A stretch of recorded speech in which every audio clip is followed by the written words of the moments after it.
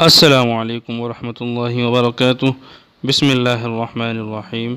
محترم سامعین و ناظرین کرام، آپ کا استقبال ہے آپ کے اپنے چینل وے ٹو دینیات میں۔ اس چینل کو بنانے کا مقصد آپ تک مستند و مدلل دینی معلومات فراہم کرنا ہے تاکہ آپ کے علم صحیح اور عمل صالح میں اضافہ ہو۔ اس غرض سے ہم حقوق و آداب پر اب تک 4 ویڈیو بنا چکے ہیں۔ حقوق و آداب کے ساتھ ساتھ ہم ایک اور سیریز شروع کرنے جا رہے ہیں جس میں ہم خواب اور اس کی تعبیر کے متعلق آپ سے گفتگو کریں گے۔ اسی طرح کچھ ہی دنوں میں ہم ایک اور سیریز شروع کرنے جا رہے ہیں جس میں درس قرآن و حدیث ہوں گا۔ آپ دعا کریں کہ اللہ تعالی ہمیں اس کام میں اخلاص، استخلاص اور استقامت نصیب فرمائیں۔ تو چلیے چلتے ہیں آج کے اپنے عنوان کی طرف۔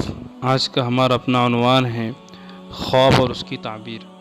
خواب اور اس کی تعبیر کی ضمن میں ہم آپ سے بہت سی باتیں شیئر کریں گے، جیسے خواب کی کیا حیثیت ہوتی ہے، خواب کی اہمیت کیا ہے، خواب کی کتنی قسمیں ہوتی ہے، اسی طرح کون سا خواب شیطان کی طرف سے ہوتا ہے، کون سا خواب اللہ کی طرف سے ہوتا ہے، اسی طرح خواب کس سے بیان کرے اور خواب کس سے نہ بیان کرے، اور آخر میں خواب کی تعبیر بیان کرنے کے لیے کون کون سے علوم کا جاننا ضروری ہے۔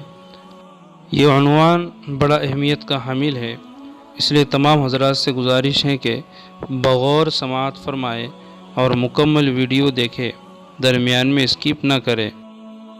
محترم ناظرین کرام، خواب کہتے ہیں سوتے ہوئے کچھ چیزیں دیکھنا جس کا احساس ہمیں جاگنے کے بعد ہوتا ہے۔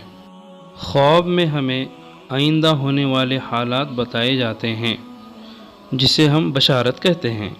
چنانچہ حضور صلی اللہ علیہ وسلم فرماتے ہیں لم يبق من النبوة الا المبشرات قالوا وما المبشرات قال الرؤيا الصالحة رواہ البخاری۔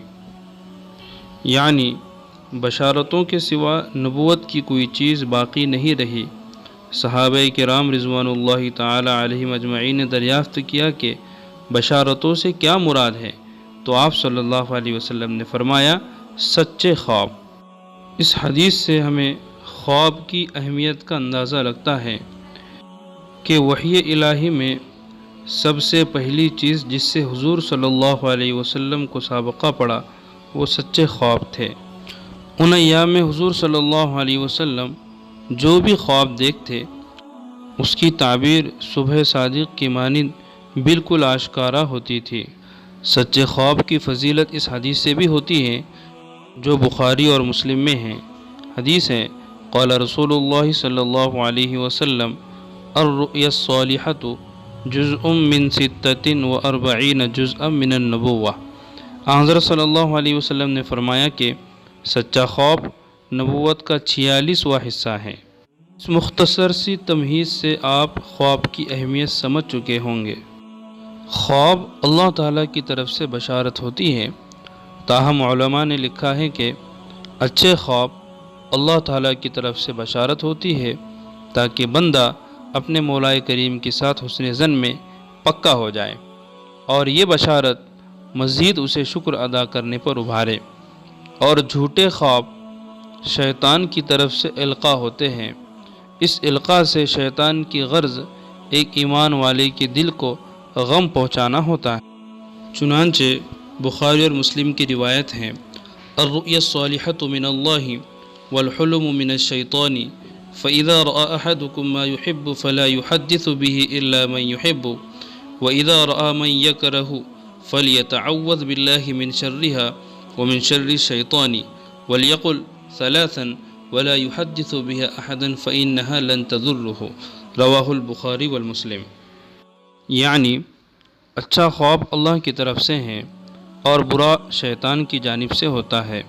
بس جب کوئی شخص اچھا خواب دیکھے تو اسے صرف اس شخص سے بیان کرے جس سے محبت اور عقیدت ہوں، اور جب برا خواب دیکھے تو اللہ تعالیٰ سے اس خواب کے شر اور شیطان کے فتنے سے پناہ مانگے، اور یہ بھی مناسب ہے کہ شیطان کے نقصان کو دفع کرنے کے لیے 3 بار تھتکارے، اور ایسا خواب کسی سے ہرگز بیان نہ کرے، اس حالت میں برا خواب کوئی نقصان نہ دے گا۔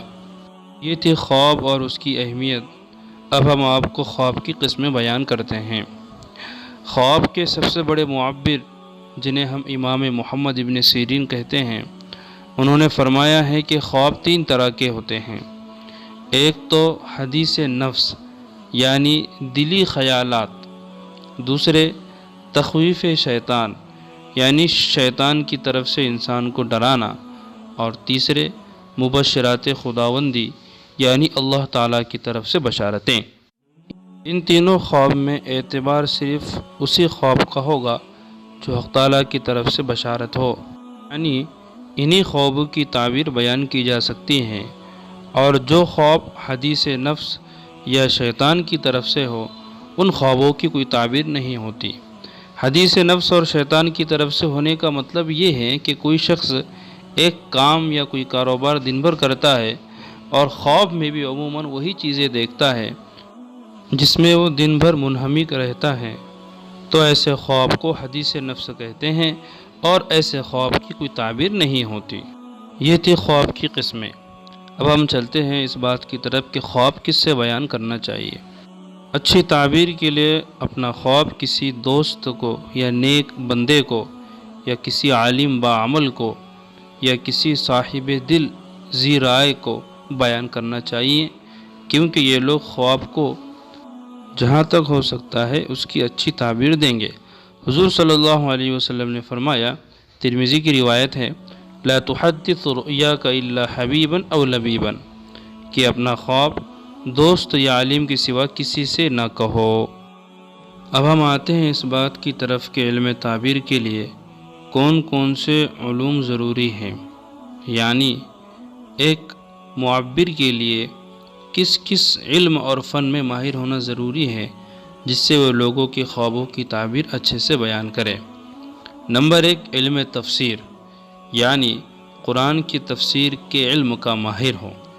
نمبر 2، علم حدیث، یعنی حدیث کے علم کا ماہر ہو۔ نمبر 3، علم ضرب الامثال، یعنی جو کہاوتیں ہیں اس علم کا ماہر ہو۔ نمبر 4، علم اشتقاق، یعنی علم صرف کا ماہر ہو۔ اسی طرح علم لغات کا ماہر ہو۔ اسی کے ساتھ ساتھ خواب بیان کرنے والوں کی طبیعت سے بھی واقف ہو اور موسم کے احوال کا بھی علم ہو، کیونکہ یہ ساری چیزیں خواب دیکھنے والی کی طبیعت پر اثر انداز ہوتی ہیں۔ یہ تو ہو گئی وہ باتیں جو خواب کی تعبیر بیان کرنے کے لیے جاننا ضروری ہیں۔ اب ہم آپ کو بتاتے ہیں کہ کن کن لوگوں سے خواب کی تعبیر نہ پوچھی جائے، یعنی ان لوگوں سے خواب کی تعبیر پوچھنا منع ہے۔ نمبر 1، بے دین لوگوں سے جو شریعت کے پابند نہ ہو، ان لوگوں سے خواب کی تعبیر نہ پوچھی جائے، کیونکہ ایسے لوگوں میں خیر و برکت نہیں ہوتی۔ نمبر 2، عورتوں سے خواب کی تعبیر نہ پوچھی جائے۔ نمبر 3، جاہلوں سے بھی خواب کی تعبیر وغیرہ نہ پوچھی جائے، کیونکہ ان کے پاس وہ علوم و فنون نہیں ہیں جو خواب کی تعبیر بیان کرنے کے لیے ضروری ہیں۔ اور نمبر 4، دشمنوں سے خواب کی تعبیر نہ پوچھی جائے، کیونکہ دشمن بھی خیر و برکت سے خالی ہوتے ہیں۔ اسی طرح ان سے یہ بھی اندیشہ ہے کہ وہ خواب کی تعبیر کو بری بتا دیں، اور یہ بات ظاہر ہے کہ خواب کی جس طرح تعبیر بتائی جاتی ہے خواب اسی طرح واقع ہوتا ہے۔ خواب کی تعبیر بیان کرنے میں ان 4 لوگوں سے بالکل پرہیز کرنا چاہیے۔ اب ہم آخر میں آپ کو بتاتے ہیں کہ شیطان خواب میں کون کون سی شکل بن کر نہیں آ سکتا۔ فرماتے ہیں کہ شیطان تمام خوابوں میں خواہ مخواہ دخل دیا کرتا ہے اور اپنے آپ کو سب چیزوں کی مانند بنا کر پیش کرتا ہے، لیکن کچھ شکلیں ایسی ہیں جو وہ بنا کر نہیں آ سکتا، جیسے اللہ تعالیٰ بن کر نہیں آ سکتا، اسی طرح پیغمبروں کی شکلوں میں نہیں آ سکتا، اسی طرح فرشتوں کی شکلوں میں بھی نہیں آ سکتا، اسی طرح آسمان کی شکل، سورج و چاند کی اور ستاروں کی شکل اختیار نہیں کر سکتا۔ یہ تھے خواب اور اس کی تعبیر کے متعلق چند ضروری باتیں۔ ہم آئندہ ویڈیو میں یہ بتائیں گے کہ کس چیز کا خواب دیکھنے کا مطلب کیا ہوتا ہے۔ تب تک کے لیے خدا حافظ۔ وما توفیقی الا باللہ، علیہ توکلت و الیہ انیب۔